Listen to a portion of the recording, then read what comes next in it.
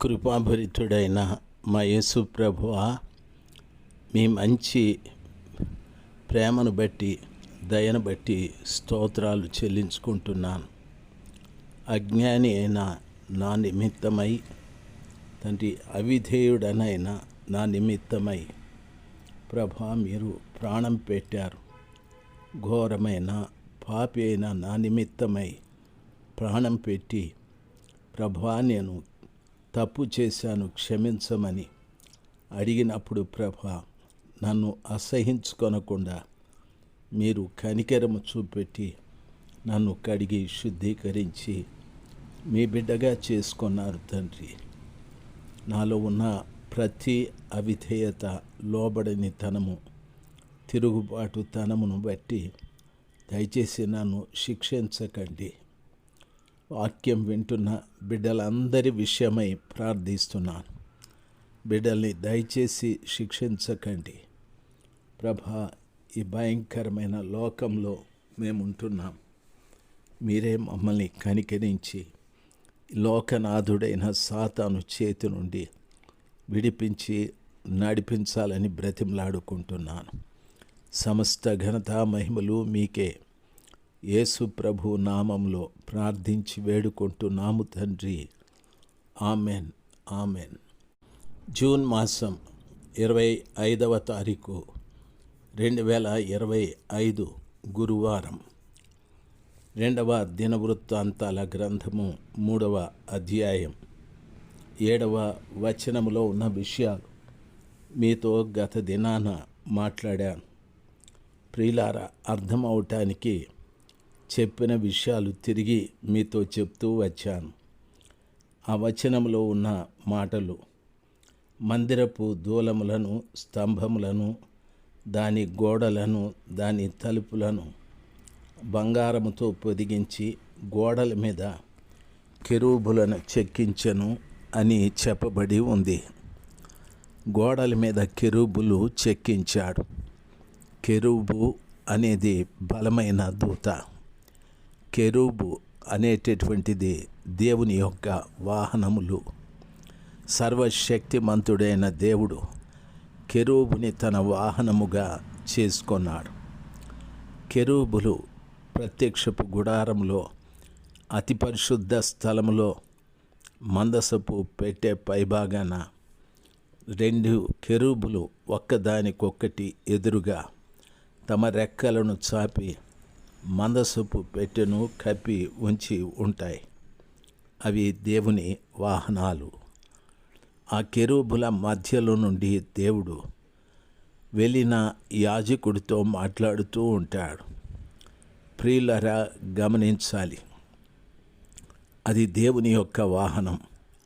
ఈ రోజున గోడల మీద చెక్కబడిన కెరూబు అంటే స్తంభము ఒక దగ్గరే ఉంటుంది, దూలము ఒక దగ్గరే ఉంటుంది, తలుపులు కిటికీలు అమర్చిన దగ్గరే ఉంటాయి.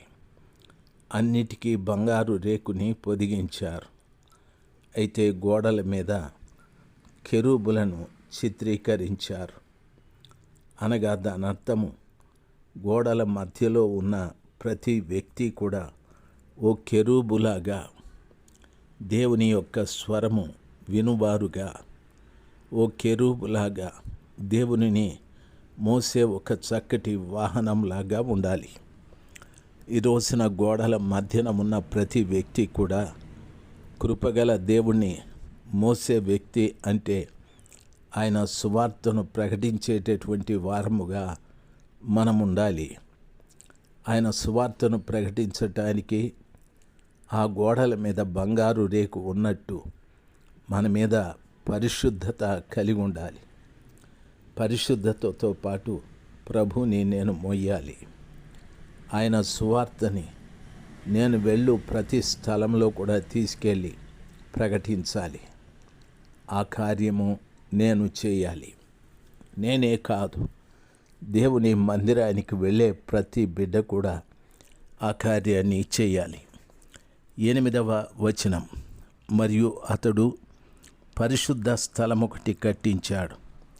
దాని పొడవు మందిరపు వెడల్పును బట్టి 20 మూరలు, దాని వెడల్పు 20 మూరలు, 1200 మణుగుల మేలిమి బంగారముతో అతడు దానిని పొదిగించాడు. ప్రియులారా, మందిరము పొడవు వెడల్పులు చెప్పాడు. ఆ మందిరము పరిశుద్ధ స్థలమని చెప్పాడు. 20 మూరల పొడవు, 20 మూరల వెడల్పని, 1200 మణుగుల మేలిమి బంగారముతో అతడు దాన్ని పొదిగించాడని. ఎంత గొప్ప సమాచారము! 1280 మణుగుల 1200 మణుగుల 1200 మణుగుల బంగారముతో దాన్ని పొదిగించాడు. ప్రియులరా, గమనించవలసిన విషయం, దాని గూర్చి చెప్పేటప్పుడు పరిశుద్ధ స్థలం ఒకటి కట్టించెను అని రాయబడి ఉంది. బాగా వినాలి.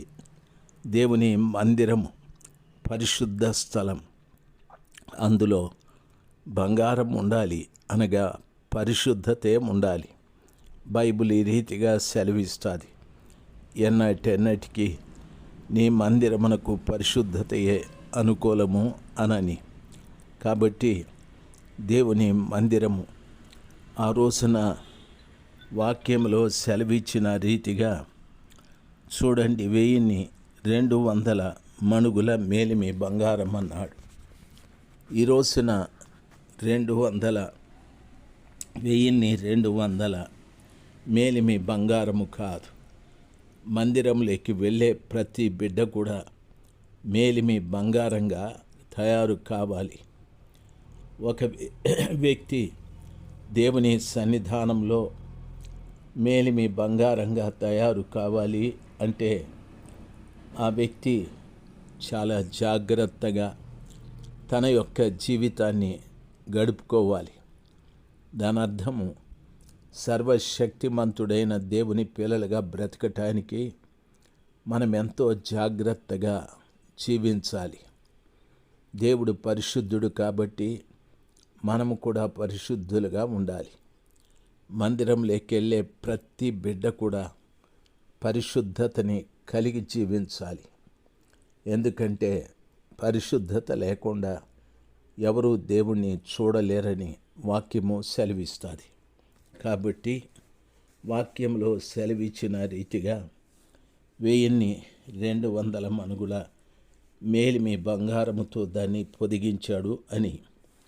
మేకుల ఎత్తు 50 తులముల బంగారు, మీది గదులను బంగారముతో పొదిగించాడు.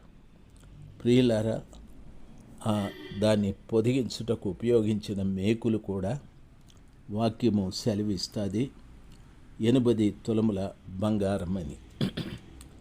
రేకే కాదు బంగారం, దాన్ని అమర్చటానికి ఉపయోగించిన మేకులు కూడా బంగారంవే. ప్రియులారా, దేవుని వాక్యం సెలవిచ్చిన రీతిగా ఒక వస్తువుని అలాగ మనం అతికిస్తే నిలబడదు. ఆ వస్తువుని గోడకు మనము ఆంచి మేకుతో కొడితే ఆ వస్తువు మేకు నిలిచున్నంత కాలం అది కూడా నిలబడి ఉంటుంది. ఆ రీతిగా పరిశుద్ధత మనలో మేకుతో కొట్టినట్లుగా ఉండాలి. మనలో పరిశుద్ధత ఎప్పుడు కూడా మన నుండి తొలగిపోయే రీతిగా ఉండకూడదు. వాక్యం ఆ రీతిగా సెలవిస్తుంది. 9వ వచనం, మీది గదులను బంగారముతో పొదిగించెను. అతి పరిశుద్ధ స్థలమునందు చక్కడపు పనిగల 2 కెరూబులను చేయించి వాటిని బంగారముతో పొదిగించెను అని వాక్యము సెలవిస్తుంది. పరిశుద్ధ స్థలము చక్కడపు పనిగల 2 కెరూబులను చేయించి వాటిని కూడా బంగారముతో పొదిగించాడు అనని. ప్రియులారా, గదులు బంగారము, తలుపులు బంగారము, దూలములు బంగారము, తరువాత స్తంభములు బంగారము, కిటికీలు బంగారము, గోడలు బంగారము, పై గదులు కూడా బంగారమే. తరువాత కెరూబులు కూడా చెక్కబడి వాటిని బంగారముతో పొదిగించారని వాక్యము సెలవిస్తుంది. ఆ గదులలో ఎక్కడ కూడా వేరే పదార్థము కనిపించలేదు. దేవుని పిల్లలు ఆలోచించవలసిన విషయం, దేవుని సన్నిధానంలోకి వచ్చే ప్రతి బిడ్డ కూడా బంగారంగానే ఉండాలి, పరిశుద్ధత కలిగే ఉండాలి. ఆ కృప దేవుడు మనందరికీ దయచేయునుగాక. Amen, amen.